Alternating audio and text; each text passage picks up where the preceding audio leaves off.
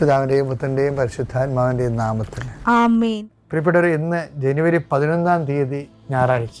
അമ്മേ പരിശുദ്ധ അമ്മേ, അമ്മേ പരിശുദ്ധമേ, ദൈവമാതാവേ, കൃപാസനത്തിലൂടെ ഞങ്ങൾക്കും ഞങ്ങളുടെ ദേശത്തിനും അമ്മ മധ്യസ്ഥം തേടി തന്ന എല്ലാ അനുഗ്രഹങ്ങൾക്കും കൃപകൾക്കും ഞങ്ങളിപ്പോൾ ഹൃദയം നിറഞ്ഞ നന്ദി പറയുന്നു. അമ്മേ പരിശുദ്ധമേ, ദൈവമാതാവേ, 2004 ഡിസംബർ 7 തീയതി ഉച്ചകഴിഞ്ഞ് 2:30 കൃപാസനത്തിൽ സംഭവിച്ച അമ്മയുടെ പ്രത്യക്ഷപ്പെടലിനെ കുറിച്ച് തിരുസഭയ്ക്ക് സമർപ്പിച്ചിരിക്കുന്ന പഠനരേഖകളുടെ സഭാത്മകമായ പഠനം ആരംഭിക്കുവാൻ ഞങ്ങൾ പ്രാർത്ഥിക്കുന്നു. അമ്മേ പരിശുദ്ധമേ, ഭൂസ്വർലോകങ്ങളുടെ രാജ്ഞിയായ അങ്ങേയ്ക്ക് ഭൗമസംരക്ഷണത്തിനായി പ്രപഞ്ചപ്രകൃതിയെ തന്നെ തിരുസഭ പ്രതിഷ്ഠിക്കുവാൻ ഈ പ്രത്യക്ഷീകരണം വഴി ഇടയാക്കണമേ. പരിശുദ്ധമേ, ജപമാല മാതാവേ, സകല കൃപാസനം പ്രാർത്ഥനയോടും ചേർത്ത് ഞങ്ങളിപ്പോൾ പ്രാർത്ഥിക്കുന്ന ഈ കുടുംബത്തിന്റെ പ്രത്യേക നിയോഗം പറ മക്കളെ.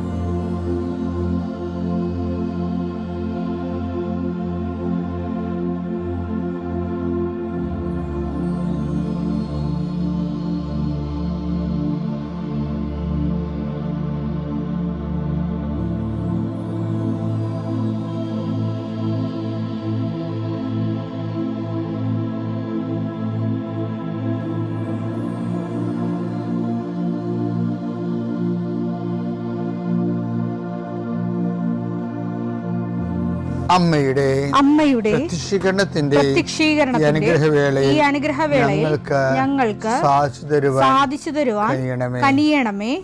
ആമേൻ. വിശ്വാസ പ്രമാണം. സർവശക്തനായ പിതാവും ആകാശത്തിന്റെയും ഭൂമിയുടെയും സൃഷ്ടാവുമായ ദൈവത്തിൽ ഞാൻ വിശ്വസിക്കുന്നു.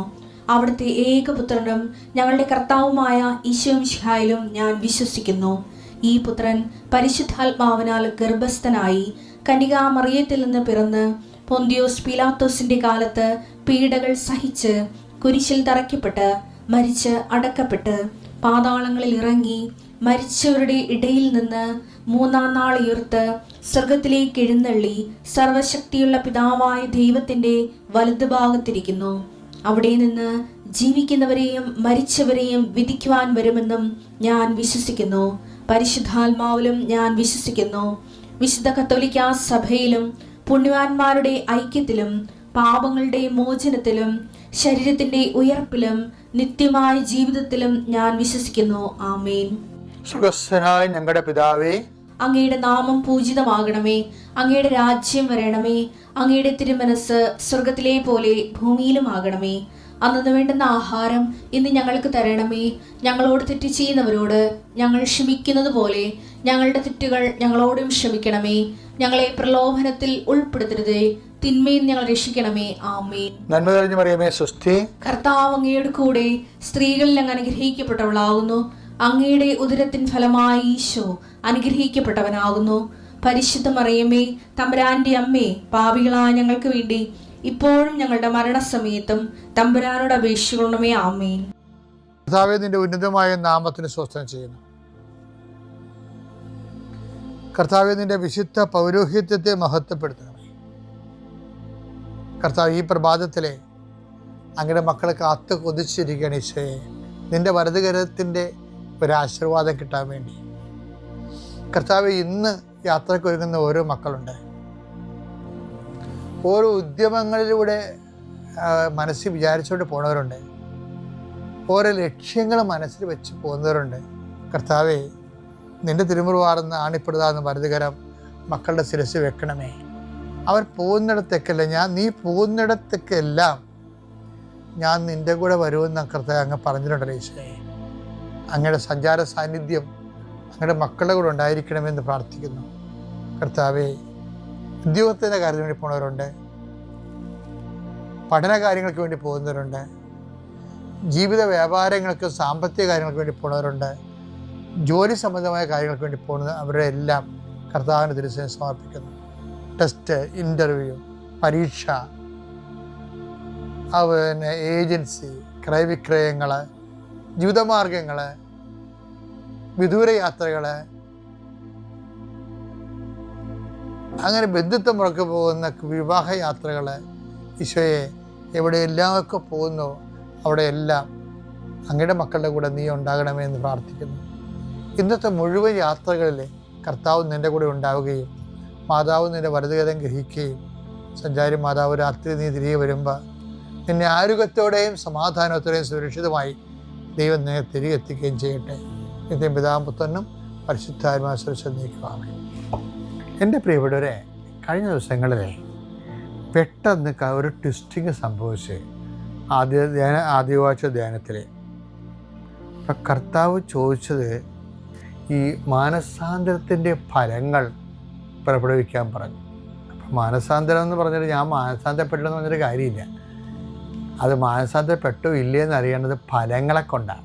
മത്തായി ശ്ലീഹയുടെ സുവിശേഷം 3:8 മാനസാന്തരത്തിന് യോജിച്ച ഫലം പുറപ്പെടുവിക്കും. മാനസാന്തരത്തിന് യോജിച്ച ഫലം. അപ്പം ഫലമല്ല പ്രശ്നം, യോജിച്ച ഫലമാണ് പ്രശ്നം.